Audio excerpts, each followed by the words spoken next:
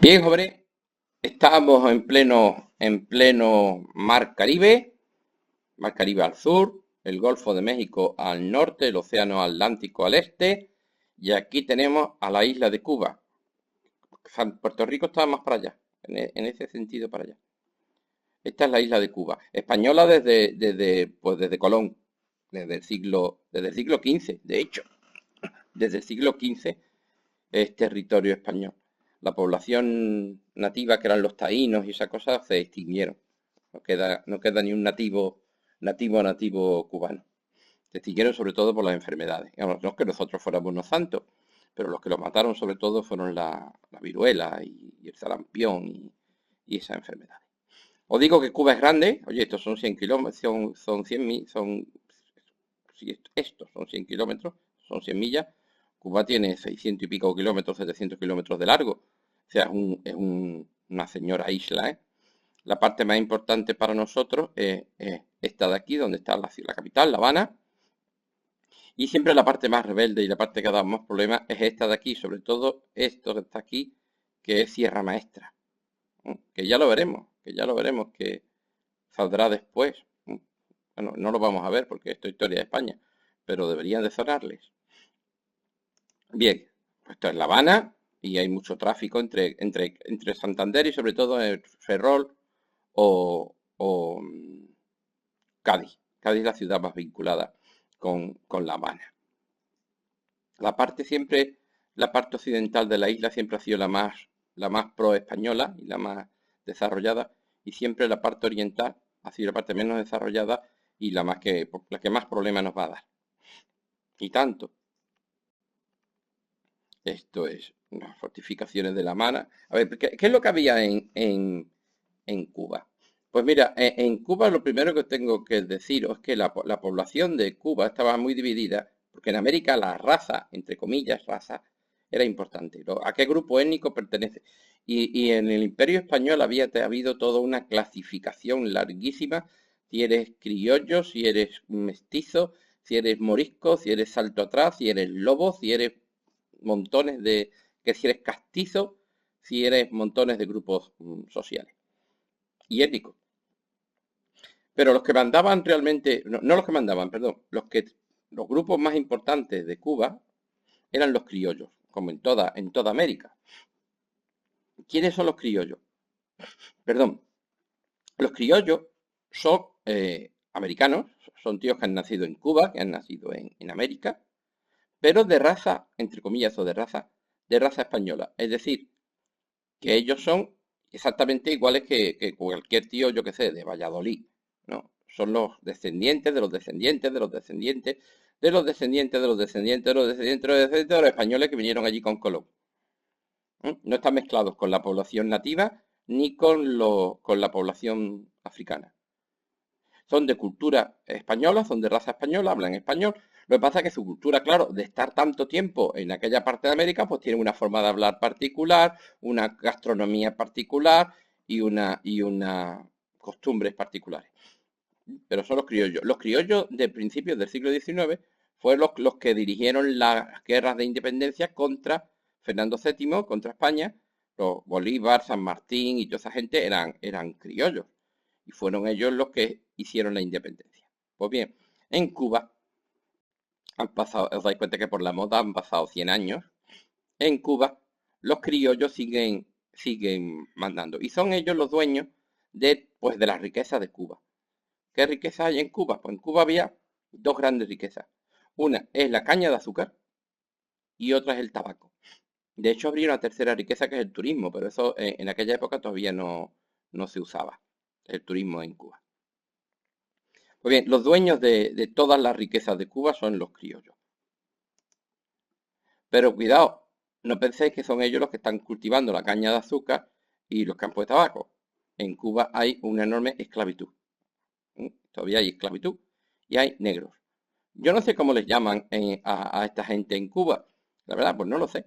En Estados Unidos serían afroamericanos, pero es que yo creo que en Cuba los hemos llamado negros de toda la vida. Que no se me ofenda a nadie, por favor. Esta población son esclavos. Todavía hay esclavitud en Cuba, aunque había muchos negros libres, pero todavía hay esclavitud en Cuba. Y son ellos los que trabajan y os dais cuenta la diferencia social entre este señor de aquí y este señor de aquí, ¿no?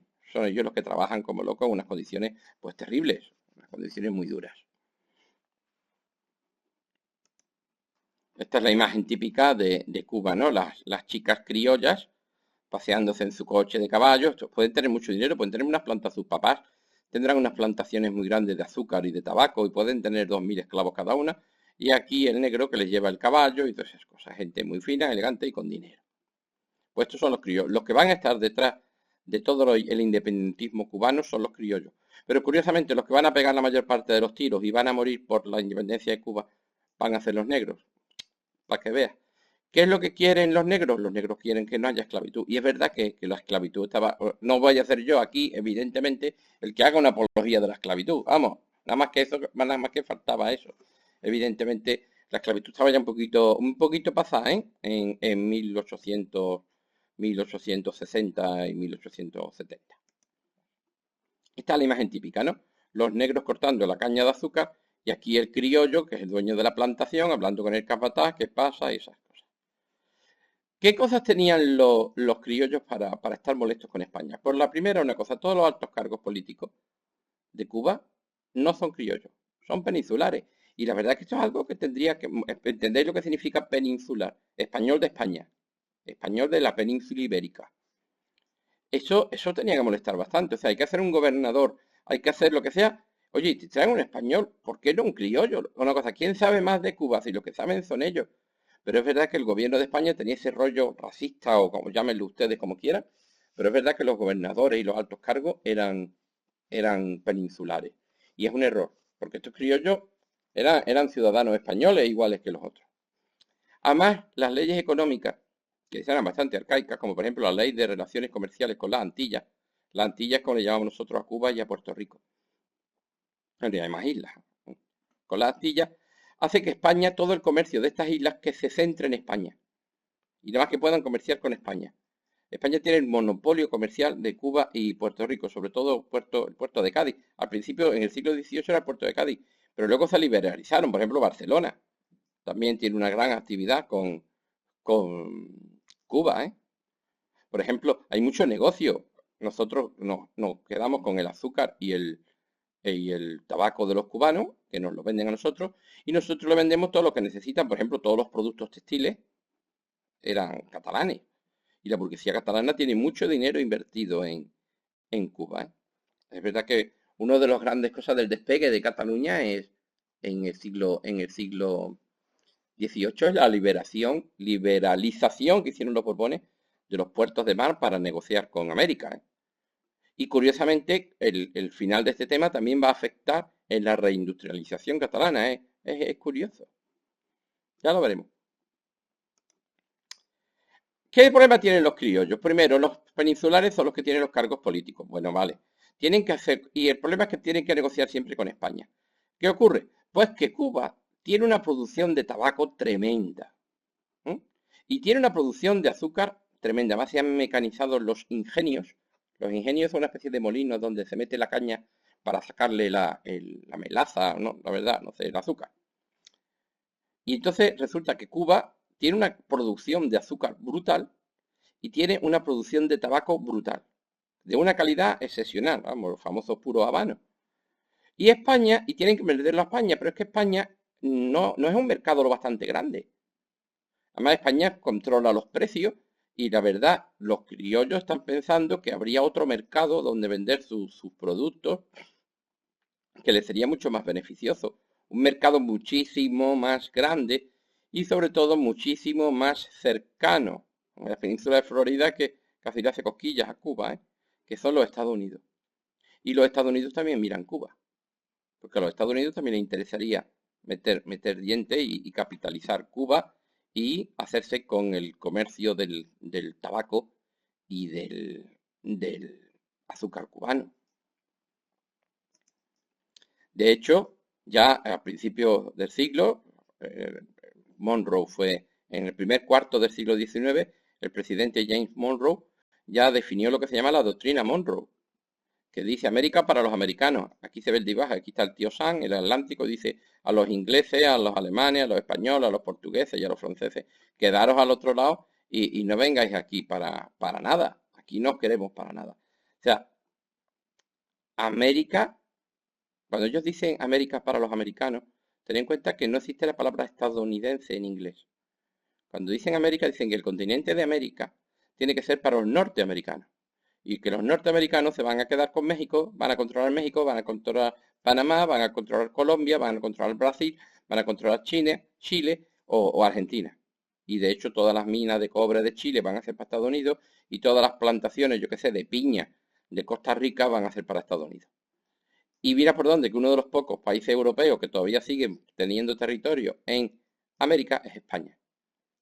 De hecho, ya nos habían hecho una oferta de compra. Habían hecho una oferta de compra para comprarnos Cuba, ¿no? Que nosotros rechazamos. Por ejemplo, ellos habían ya comprado Alaska a los rusos. Pues ellos nos ofrecieron comprarnos Cuba y por supuesto el gobierno de España rechazó esa oferta porque eso era una ofensa a la dignidad de España y esas cosas. Si viéramos cómo iban a ir las cosas, teníamos que haber vendido Cuba. Les digo una cosa, por suerte para nosotros los Estados Unidos van a estar muy ocupados con sus problemas internos, especialmente la guerra de secesión, que empieza en 1861 hasta 1865. Ya lo saben, el norte contra el sur, los confederados, los federales, Lincoln, el general Lee, todas esas cosas, Dixie y demás. O sea, mientras esa guerra esté ahí, los Estados Unidos están pendientes de sus asuntos y nos van a dejar paz. Pero en cuanto a la guerra, y os digo que la guerra terminó en el 65, termine, los Estados Unidos van a empezar a meter baza en Cuba. Y entonces, entre los criollos, es curioso que los criollos también quieren irse con ellos.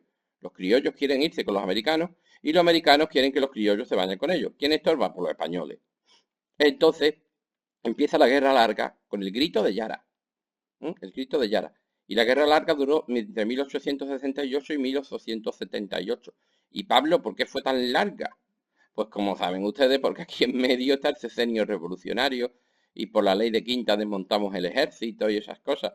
Vamos, que España estaba como para meterse en una guerra en Cuba. ¿No? Fijaros que el descontrol de España hace que de hecho los cubanos formen su propia asamblea constituyente y hagan su primera constitución en Guaymaro. No, Guaymaro, en 1869. Que por cierto, lo primero que dice es que Cuba tiene que ser independiente y que nunca se van a sentar a negociar con España. Lo tienen que echar. Evidentemente, los que están detrás de todo esto son los Estados Unidos. Nada más que hay que ver la bandera de los revolucionarios y de estos independentistas cubanos y una versión descarada de la bandera de los Estados Unidos. Y si veis las armas que llevan, pues son armas americanas. El que está detrás de esta es americano. Por cierto, estos dibujos que están hechos para la prensa de Estados Unidos están muy idealizados. Por ejemplo, aquí son todos blancos. Cuidado, la mayor parte de los mambises, que es como se llaman estos guerrilleros, eran negros. Los que van a poner la sangre y los muertos van a ser los negros, los criollos van a estar allí detrás. Es verdad que los líderes como Céspedes y demás son criollos, pero los mambises van a ser negros.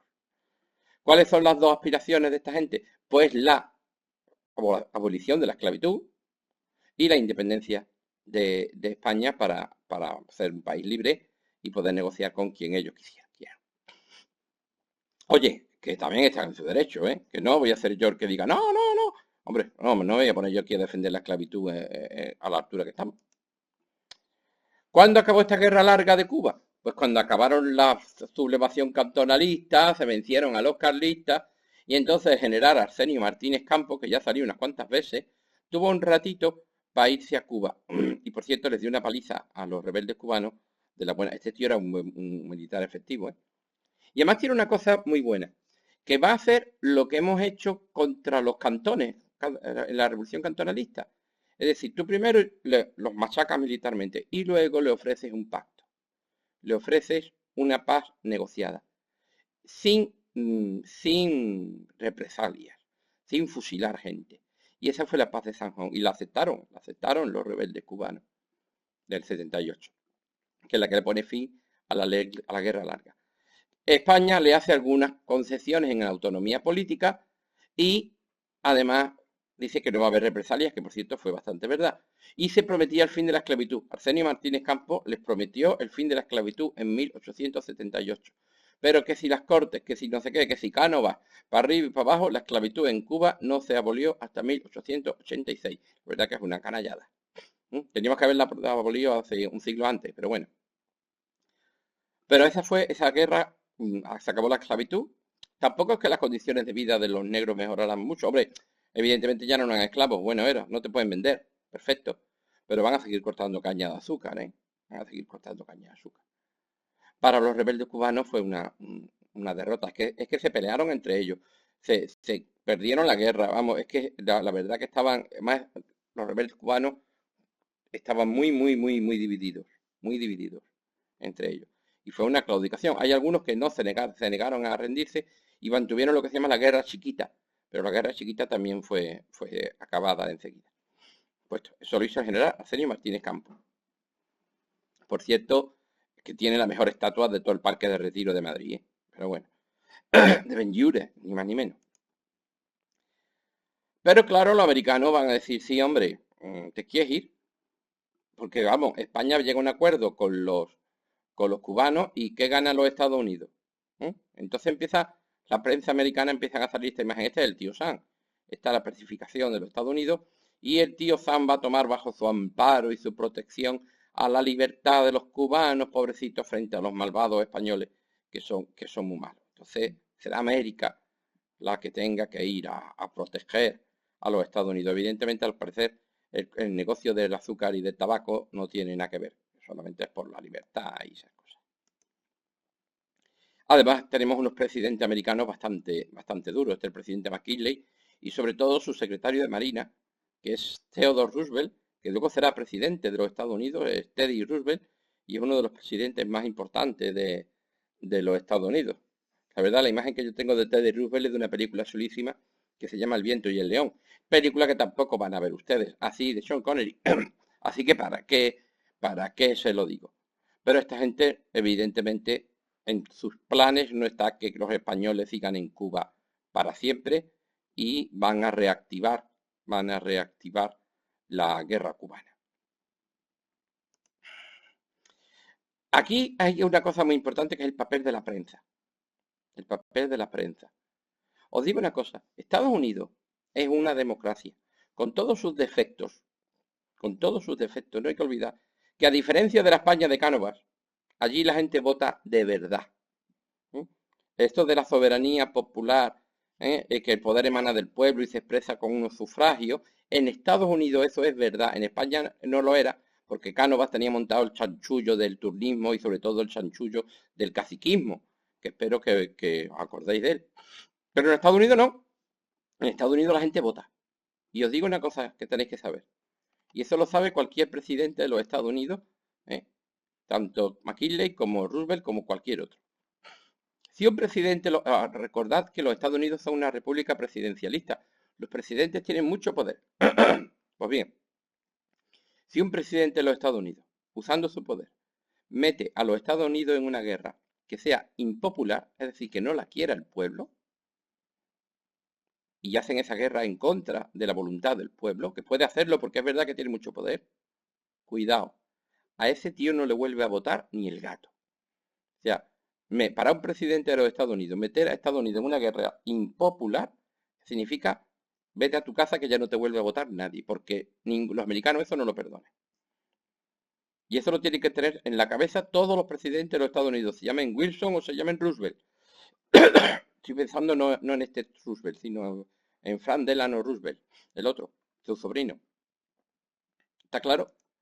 Entonces, si ellos quieren meterse en Cuba, perdón, y van a tener que hacer una guerra contra España, lo primero que tienen que hacer es convencer a los americanos para que quieran la guerra, porque si los americanos no quieren la guerra, pues luego no te votan. Entonces, ¿qué hacen? Pues una campaña de prensa amarilla.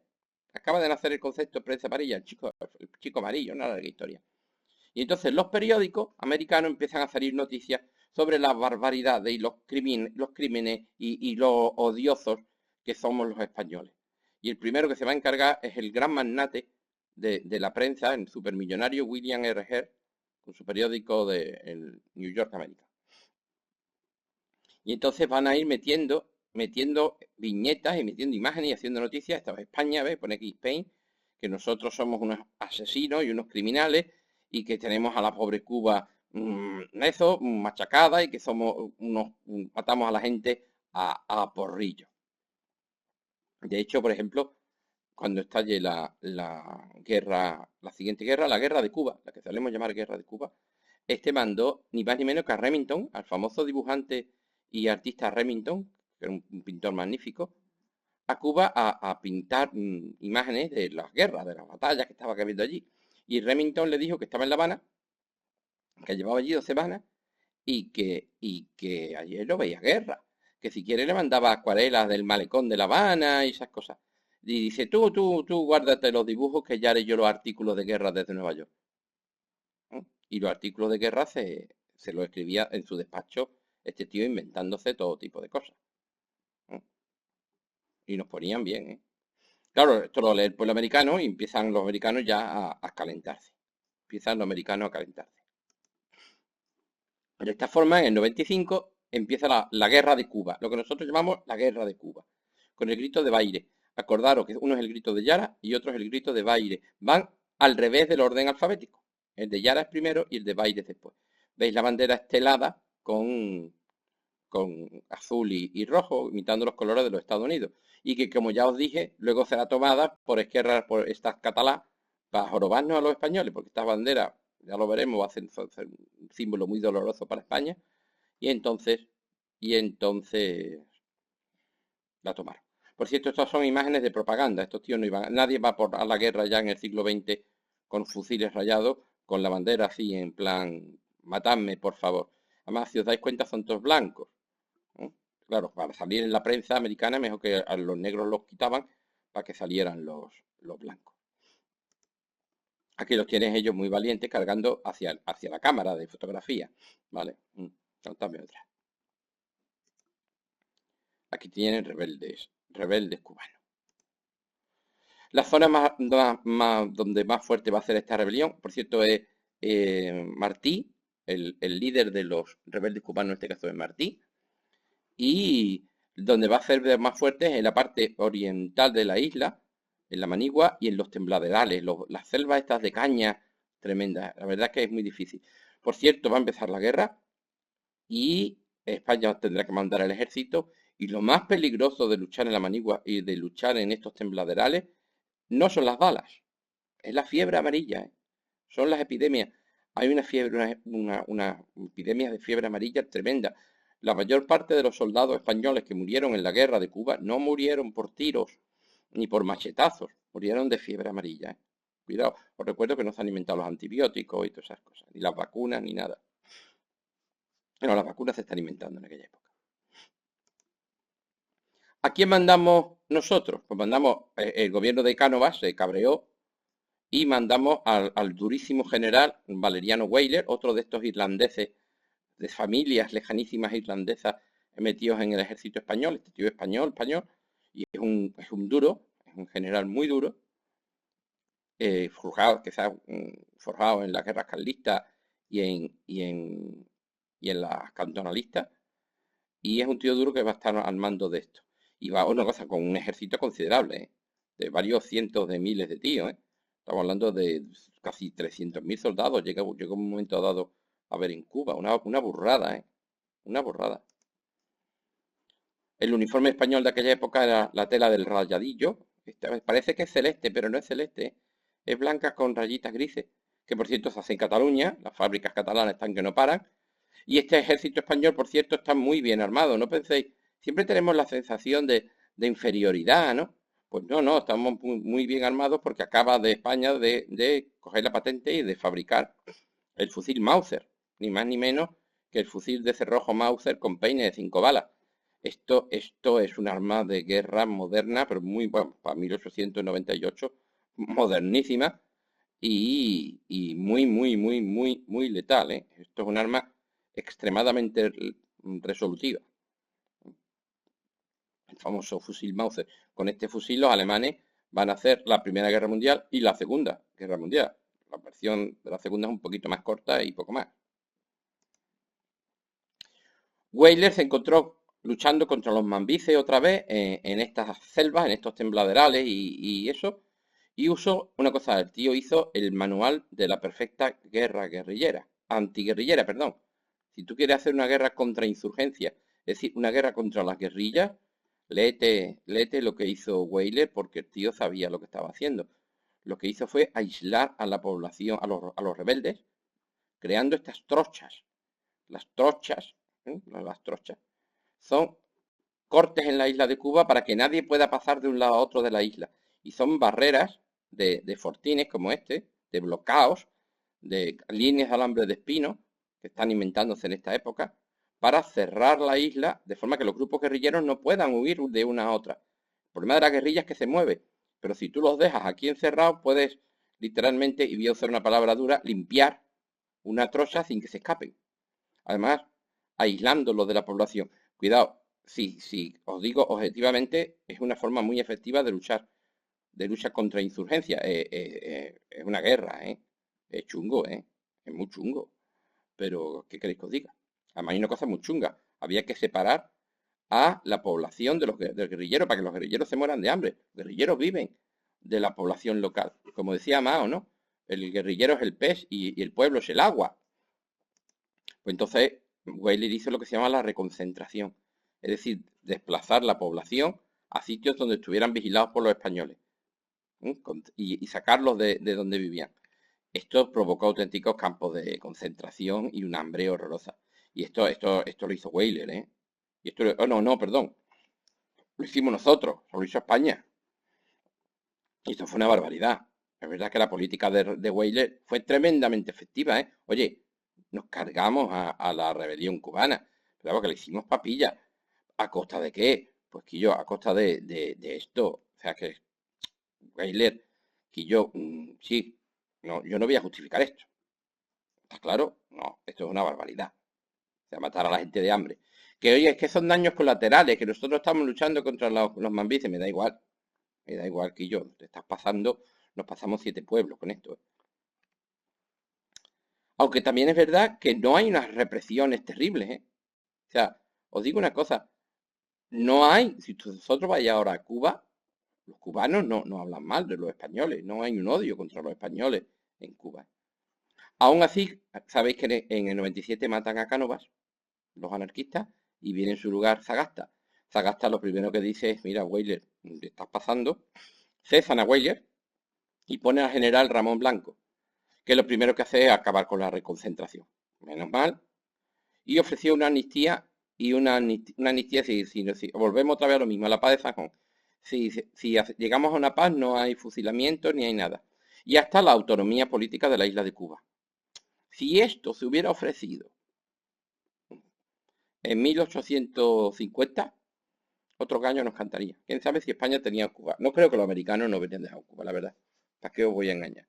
Porque están los Estados Unidos por medio y con los Estados Unidos no hay nada que negociar en este aspecto. Pero con los cubanos sí. O sea, una cosa bastante sensata. O sea, otra vez lo mismo. Una campaña militar dura, una derrota y ahora os ofrecemos otra vez una paz negociada. Lo que pasa es que esta vez ya no hay nada que hacer. Esta vez ya no hay nada que hacer. ¿Por qué? Porque ya no, el problema ya no son los rebeldes cubanos. Es verdad que la revolución cubana, los mambises fueron prácticamente desbaratados por el ejército español. Os digo que hay muchos soldados con unos fusiles muy buenos y unos jefes militares muy duros y muy efectivos, con unas técnicas militares muy efectivas, muy duras, os enseño esto, pero muy efectivas.